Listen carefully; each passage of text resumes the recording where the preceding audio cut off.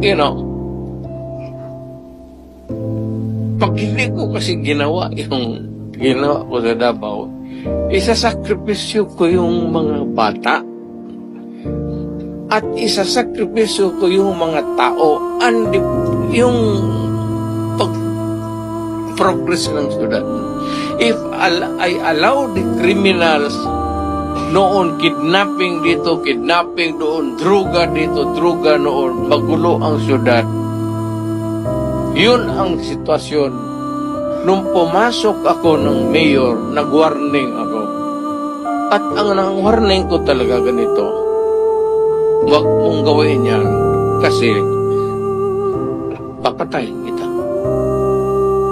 So, ang Davao ngayon, maganda na.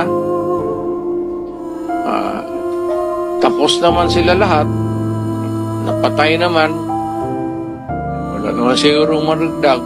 Kung may gusto, sige.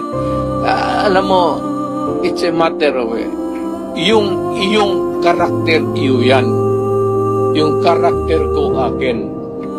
Yung views mo sa buhay, iyo yan. Yung views ko sa buhay yan. Yung political agenda mo, iyo yan.